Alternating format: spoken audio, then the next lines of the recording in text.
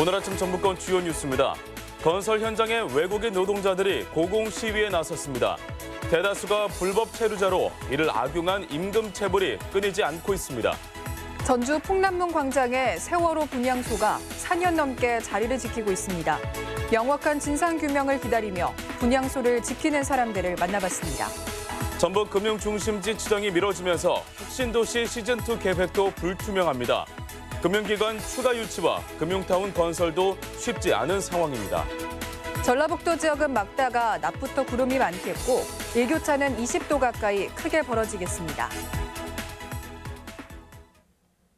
여러분 안녕하십니까? 전주 MBC 뉴스투데이입니다. 군산의 한 건설 현장에서 임금 체불에 항의하는 고공 시위가 벌어졌습니다. 다름 아닌 외국인 노동자, 그것도 불법 체류자 신분이었는데요. 신고조차 하기 어려운 처지다 보니 이를 악용하는 사례도 적지 않다고 합니다. 유룡 기자입니다. 군산의 한 공공임대 아파트 건설 현장. 외국인 노동자들이 임금 체불에 항의하며 입구를 막아섰습니다. 노동자 한 명이 크레인 위까지 올라가자 119 구급대가 긴급 출동해 만일의 사태를 대비하기도 했습니다. 35m 정도 높이 타워 크레인에 올라가 있고 만일의 사태를 대비하기 위해서 에어미터 2개를 펼치고 있고 외벽공사 하도급 업체 소속으로 일했는데 7개월분의 임금을 받지 못했다는 겁니다. 아파트 시공업체는 임금은 하도급 업체가 책임질 일이라는 입장이지만 하도급 업체는 시공업체로부터 대금을 일부 받지 못했다고 맞서고 있습니다. 건설 노동자의 상당수가 불법 체류 외국인이다 보니 임금 지급 여부도 제대로 파악되지 않고 있습니다. 개똥이가 됐든 소똥이가 됐든 그 사람한테 못 주면 현금으로 줬든 그 명의를 빌려서 통장으로 제3자한테 돈을 줬든 그것을 치러라. 왜 그것을 못 주냐. 그것을 계속 안 줬었어요. 전국의 외국인 건설 노동자는 지난해 기준으로 30만 명에 달하는데 체불 임금이 272억 원으로 1년 사이 41%나 늘었습니다. 특히 이들 중 절반이 불법 체류자로 신고조차 할 수 없어 문제가 더 커지고 있습니다. 경찰서에 가서 신고도 할 수 없고 노동부에 가서 신고도 할 수도 없고 하니까 얕보고 하는 거죠. 외국인 노동자 없이 건설 현장 유지가 쉽지 않은 상황에서 불법 체류 노동자는 갈수록 늘고 있어 비슷한 갈등이 더 확산될 것으로 보입니다. MBC 뉴스 유룡입니다. 이번에도 역시 임금을 받지 못하는 버스 기사들 이야기입니다. 김제 시내버스 기사들이 3년 넘게 받지 못한 임금이 30억 원에 이른다며 파업을 예고하고 있습니다. 허연우 기자가 취재했습니다. 김제에서 시내버스를 운전하는 A씨는 임금을 제대로 받지 못한 게 벌써 2년째입니다. 상여금과 연월차 등 1,300만 원을 받지 못했고 월급도 한 달이나 늦게 받고 있습니다. 여기에 4대 보험료까지 8달째 밀려 있습니다. 사실 그 대학생들 돈 많이 들어가는 거 아시잖아요. 부모로서 제일 못 해주는 게 그런 게 가슴이 아프죠. 자식들한테 제대로 용돈도 못 주고 있고. 고용노동부에 접수된 이 회사의 체불 건수는 지난 3년간 모두 64건, 액수는 30억 원이 넘습니다. 회사 측은 갈수록 경영 상황이 악화돼 어쩔 수 없다는 입장입니다. 보조금은 받고 있지만 줄어든 승객으로 수익이 줄어 지난해에만 적자가 20억 원에 이른다고 주장합니다. 보조금은 해년 1억 5천 정도씩 이렇게 증액은 됐었습니다. 물가 인상되는 폭만큼 된 게 아니라서 줄일 수 있는 건 임금 급여밖에 없죠. 이미 회사 전 대표이사 2명은 임금 체불로 실형까지 받은 상황. 김재 씨는 회사 스스로 해결해야 할 문제라는 입장입니다. 감독하는 부분도 있다고 생각을 하고 감시 감독에 한계가 있어가지고 대표에 운영을 하려고 하는 그 의지. 버스 기사들은 앞으로 상황이 나아지지 않는다면 이달 안에 부분 파업에 나설 방침이어서 시민 불편마저 우려되고 있습니다. MBC 뉴스 허연호입니다. 지난 13일 별세한 고 주정환 신부에게 국민훈장이 전달됐습니다. 이계호 농림축산식품부 장관은 어제 빈소가 마련된 전주 중앙성당을 찾아 국내 치즈 산업 태동과 발전에 이바지한 지정환 신부의 공로를 인정해 국민훈장 모란장을 수여했습니다. 오늘은 세월호 참사가 난 지 5년째 되는 날입니다.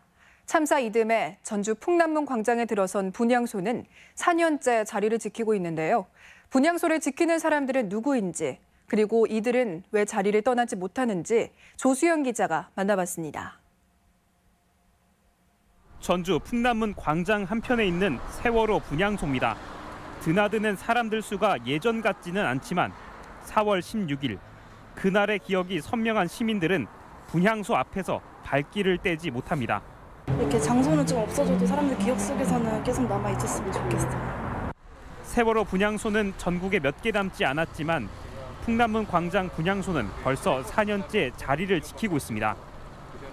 분향소를 지키는 사람은 10명 남짓으로 이병무 씨도 그중 한 사람입니다. 야간 대리기사로 생계를 이어가고 있지만 누군가는 역할을 해야 한다는 생각에 분향소를 떠나지 못하고 있습니다. 세월호를 보면서 그 나이의 세대들은 물론이거니와 저와 같은 나이가 50이 되건 60이 되건 그런 분들이 모두 그런 부채의식을 갖게 됐다고. 풍남문 분향소를 오랜 기간 지켜온 이들은 이 씨와 같은 노동자들뿐 아니라 퇴직한 교수나 가정주부 등 평범한 우리 주변의 이웃들입니다. 풍남문 분향소는 세월호 선체가 인양되면서 정부 조사를 지켜보자는 의미로 잠시 철거하기도 했지만 여전한 의문과 세월호가 잊히지는 않을까 하는 걱정에 1년 전 다시 천막이 펼쳐졌습니다. 정부가 반드시 진상규명하기를 요구하고 그 힘이 저희만이 아니라 전국적으로도 확산될 거라고 그렇게 생각하고 끝까지 하려고 합니다. 분향소 지킴이들은 앞으로 사고 원인이 명확해질 때까지 분향소를 유지할 계획입니다. 세월호 참사 5주기를 맞는 오늘은 저녁 7시부터 풍남문 광장에서 세월호 추모제를 열어 특별수사단 설치를 촉구할 예정입니다. MBC 뉴스 조수영입니다. 21대 총선일이 꼭 1년 앞으로 다가왔는데 도내 분위기는 혼란스럽습니다. 총선 구도를 결정할 선거제 개혁 논의는 지지부진하고 정계 개편 논의까지 본격화하면서 향후 일정이 온통 불확실합니다. 김한광 기자입니다. 지역구를 줄이고 비례대표를 늘리는 여야의 선거제 개혁 합의안이 답보 상태입니다. 도내 전체 10개 지역구 가운데 무려 30%가 줄 수도 있다는 논의로 뜨겁더니 지금은 정계 개편으로 관심이 옮겨 붙었습니다. 내홍을 겪고 있는 바른미래당에 민주평화당이 정계 개편을 사실상 공론화하면서 당장 도내 의원들의 거취부터가 관심입니다. 무소속까지 도내 의원 8명이 직간접적으로 관련된 핵심 쟁점으로 그 윤곽은 상반기 이후에나 드러날 전망입니다. 앞으로 2, 3개월 안에는 변화가 일어날 수밖에 없다. 왜냐하면 지금 바른미래당이 어떻게 방향을 트느냐에 따라서 결정될 수 있기 때문에. 우리 지역 총선 구도를 가를 최대 변수인데 평화당은 그래도 도내 다당제 경쟁 구도에는 영향이 없을 것이라는 생각입니다. 민주당도 원치 않고 우리도 그렇게 원치 않기 때문에 다당제 구도로 경쟁이 펼쳐질 거라고 생각이 들고. 자유한국당 역시 하반기 이후에나 도내 총선 일정을 기대해야 할 정도로 여전히 상황은 좋지 않습니다. 익산, 을을 제외한 9개 지역구가 현재 존재하고 있죠. 여름이 끝나고 나면 바로 들어가지 않느냐. 선거 체제로 가동할까 합니다. 민주당만 예정된 총선 일정에 착수했지만 가깝게는 지난 보궐선거 패배의 경험도 있어 조심스러울 수밖에 없습니다. 4월 전에 그런 제도나 이런 것들을 정비를 하게 되면 아마 이제 총선에 가는 룰이 이제 정해지니까 그 다음엔 알 수 있지 않을까 싶습니다. 21대 총선까지 남은 시간은 1년인데 아직 중요한 제도나 조직 관련 변수가 많아 도내 여권은 물론 야권에서도 선거 준비에 속도를 내지 못하고 있는 게 현실입니다. MBC 뉴스 김한과입니다. 여행사에게 돈을 받은 혐의로 기소된 송성환 전북도의회 의장에게 동료 의원들이 사퇴를 요구했습니다. 도의회 민주당 부의장단은 오늘 소속 의원들의 의견을 수렴한 결과 대부분 사퇴에 찬성했다며 이번 주 목요일까지 거취 표명을 요구했습니다. 이에 대해 송 의장은 억울하다며 사퇴할 뜻은 여전히 없다는 입장을 밝혔습니다. 기대가 컸던 전라북도의 제3금융중심지 지정을 금융위가 유보하면서 그 파장이 만만치 않습니다. 전북 혁신도시의 추가 금융기관 이전을 염두에 뒀던 정부의 혁신도시 시즌2 사업에까지 좋지 않은 영향이 우려되고 있습니다. 강동엽 기자입니다. 제3금융중심지 추진이 뜻밖에도 부산에게는 호재가 됐습니다.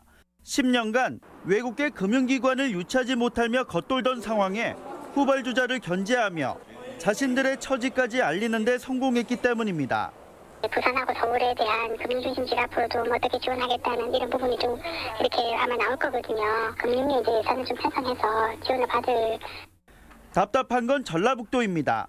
제3금융중심지 지정 유보가 공공기관 추가 이전이 포함된 혁신도시 시즌2에까지 좋지 않은 영향을 미칠 수 있기 때문입니다. 전북은 당초 자산 100조 원이 넘는 한국투자공사와 우체국 금융개발원 등 금융기관 추가 이전으로 농생명 연기금 중심의 금융산업 육성을 희망했습니다. 금융공공기관에 더해 내심, 농협은행의 이전까지 바라보며 더 큰 그림을 그리기도 했습니다. 하지만 제3금융중심지 지정이 물 건너가면서 정부는 기존 금융도시인 서울과 부산에 집중할 수밖에 없는 상황이 됐습니다. 금융중심지 유보 결정과 별개로 금융 관련된 기관을 1차적으로 저희가 유치를 하려고 지금 전략을 좀 갖고 있습니다. 혁신도시 시즌2는 총선에 앞서 다시 공론화될 가능성이 큰 만큼 부족한 금융인프라 확충과 함께 도내 정치권의 역할이 숙제가 되고 있습니다. MBC 뉴스 강동엽입니다. 평화당과 바른미래당 소속 도내 의원 9명은 어제 국회에서 기자회견을 열고 정부가 전북의 제3금융중심지 조성을 보류한 것은 부산 눈치 보기자 전북 홀대라고 비판했습니다. 특히 사죄해야 할 민주당이 금융위원회 결정을 두둔하고 있다며 제3금융중심지 지정은 문재인 대통령의 대선 공약이라고 강조했습니다. 도내 중소기업들이 베트남 수출에 공을 들이고 있습니다. 중소벤처기업진흥공단은 어제 서울 용산에서 베트남 국영방송인 VTV 케이블과 대형 유통회사인 푸타이그룹이 참가한 가운데 열린 수출 상담회에 도내 20개 기업의 베트남 수출을 타진했다고 밝혔습니다. 특히 농업회사법인 한우물이 영양밥 등으로 호평을 받았고 옵토벨은 광반도체 웨이퍼 분야에서 기술력을 인정받았다고 공단은 설명했습니다. 완주군에는 전북을 대표하는 모악산부터 대둔산과 운장산, 성취산 등 명산들이 즐비합니다. 완주군이 등산객들의 안전을 위해 올해부터 5년간 대대적인 등산로 정비에 나섭니다. 지역 소식 이창희 기자입니다. 완주군은 모악산과 장군봉, 연석산 등 지역 명산의 등산로를 대대적으로 정비합니다. 완주군은 쾌적하고 안전한 등산 환경 조성을 위해 올해부터 5년간 3억 원을 투입해 위험 구간과 불편한 등산로를 개선하기로 했습니다. 가장 먼저 오래된 이정표를 바꾸고 위험 구간에는 목재 계단을 설치하며 추후에는 편의시설도 설치하기로 했습니다. 안전하고 쾌적한 등산 환경을 조성하여 등산객의 안전 보장과 쾌적한 등산 활동을 할 수 있도록 노력하겠습니다. 진안군도 마이산 내 상가 거리를 정비합니다.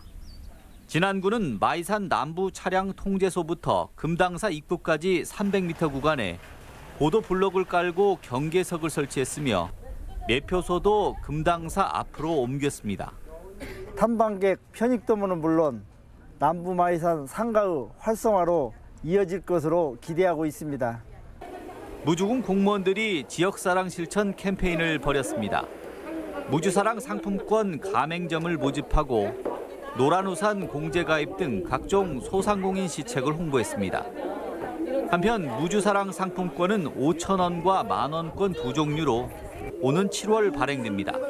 오늘 캠페인은 지역 경제의 어려움을 공유하고 지역 내 소비 촉진 동참을 유도하기 위해 진행하게 되었습니다. 순창군이 강원도 산불로 피해를 본 이재민들을 위해 1,200여만 원의 성금을 전북 사회복지공동 모금회에 맡겼습니다. 성금은 군청 공무원들이 사용하는 맞춤형 복지카드 적립금으로 2016년부터 3년간 모았으며 강원도 산불 피해 복구를 위해 쓰여질 예정입니다. MBC 뉴스 이창익입니다. 다음 달 제20회 전주국제영화제에서 작품성 높은 한국 영화가 상영됩니다. 전주국제영화제 조직위원회는 100년 동안의 한국 영화라는 프로그램에서 설경구 주연의 역도산이나 하정우, 김윤석 주연의 황해 등 작품성에 비해 흥행이 아쉬웠던 한국 영화 25편을 재상영할 계획입니다. 또 구도심 영화의 거리뿐만 아니라 팔복예술공장에도 전시 공간을 마련합니다. 전라북도 교육청은 수십억 원의 학교 공급 유용 의혹을 받고 있는 전주의 한 사립학교 재단에 수사 결과가 나오는 대로 징계하겠다고 밝혔습니다. 도교육청은 검찰 수사 결과 혐의가 밝혀져 재판에 넘겨진다면 이사장과 교직원 10여 명을 즉시 징계할 방침입니다. 또 이사회 회의록이 허위로 작성된 사실이 확정되면 신규 교원 채용을 비롯한 모든 행정 업무가 무효가 된다며 지원금 회수에 나설 방침입니다. 경기 악화로 지방은행의 부실 가능성이 커지고 있습니다. 금융감독원에 따르면 전북은행의 지난 연말 기준 대손 충당금 적립 비율은 65.09%로 국내 은행 평균 116%에 크게 못 미치고 지방은행 가운데 가장 낮은 것으로 나타났습니다. 은행 측은 중소기업이나 서민층 대출이 많고 최근 연체가 증가한 탓에 적립률이 낮아졌다고 설명했습니다. 정부의 예비 타당성 조사 제도 개선이 큰 도움이 되지 않을 것이라는 분석입니다. 전북연구원은 비수도권에서 예타를 통과하지 못한 92건의 사업에 대해 지역 가중치를 높여 평가하더라도 통과될 사업은 2건에 불과하다고 밝혔습니다. 연구원은 균형 발전을 위한 사업은 예타를 면제하고 예타 대상을 축소해야 한다고 제안했습니다. 우리 지역 행사와 문화 소식입니다.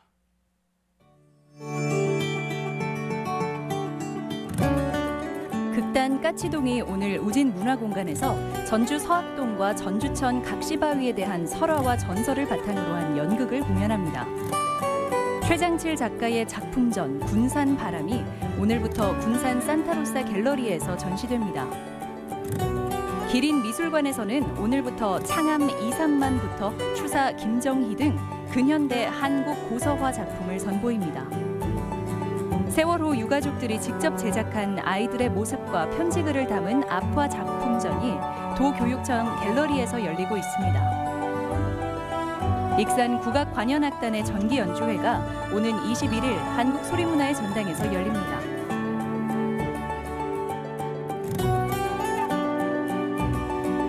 고창군은 오는 20일부터 5월 12일까지 공읍면 학원 관광농장에서 청보리밭 축제를 개최합니다. 군민들의 화합의 장인 순창 군민의 날 기념 행사가 19일 순창읍 일풍공원 등지에서 열립니다. 정읍시가 시민들의 안전 운행을 위해 오는 21일 시청 광장에서 자동차 무상 점검 서비스를 실시합니다. 다양한 체험과 즐길거리가 가득한 무주군 마을로 가는 봄 축제가 19개 마을에서 진행되고 있습니다. 한국국악협회 전라북도 지회에서는 제39회 전국 고수대회 참가자를 접수받습니다.